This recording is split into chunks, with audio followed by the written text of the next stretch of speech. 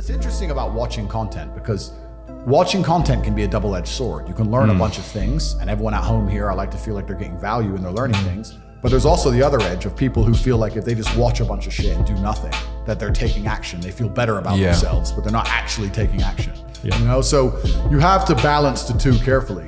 Ultimately, it's going to be action that shapes your world. Ultimately, you're going to have to do something. So if you're watching something, you should be very conscious of what it is. I mean, I've created my reality, absolutely. I've cut out all bullshit in my life. Like, I don't have TikTok installed on my phone, band. So I don't have anything installed on my phone. I don't absorb any bullshit fucking random entertainment. I don't watch any podcasts of anyone else, like nothing. I don't need to. Obviously, you watch the Strike It Big podcast. Of course. Sorry, I watch Strike It Big podcast. But I get a daily report at the end of each day and spend 4 minutes analyzing. I get what I need in 4 minutes. Read the piece of paper, boom, done. So I've tried to be very, very efficient with it. But yeah, you have to be careful if you just watch too much content. Like you guys have a website, right? And you teach things. I have a website, I teach things, whatever. If you watch this podcast and you've genuinely learned things from it, then you should be on one of the two websites by the time the conversation ends. If you're gonna watch the podcast and go, yeah, they're all pretty smart. Anyway, then you've wasted your time. I get it in the comments where people have got what you've said, they've got it, and they reply to you, I've got it. My reply is, well, action it. Because nothing's going to happen. It's no good you just getting it. You've got to action it. You've got to look long term at it and keep going. Completely. It's action that shapes the world. So if you're going to watch something, it needs to either tell you what to do or inspire you to take action. If you're not going to take action, you're going to fail.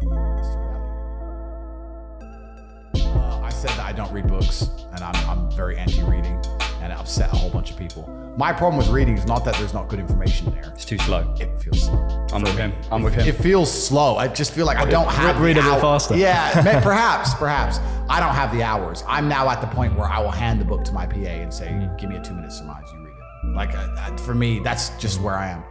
But also, you know, life teaches you a lot. And I think a lot of people are not very self-reflective of their own lives. I don't think you can read a book and that's great. But I think if you're living an interesting life, if you were to take half an hour a day to actually sit and go, okay, what good has happened to me today? And what bad has happened to me today? Why have those things happened? And how can I prevent them from happening again? Most people don't, that kind of crap doesn't even cross their minds. Like every day I will sit at the end of the day and go, what bad has happened to me? How did that happen? Did I get caught slipping was I on the street and some guys come up to me and it could have been a dangerous situation? Like, how could I genuinely have improved my reality? And you can self-reflect and teach yourself everything. But that's total ownership of your life, isn't it? But you have to have.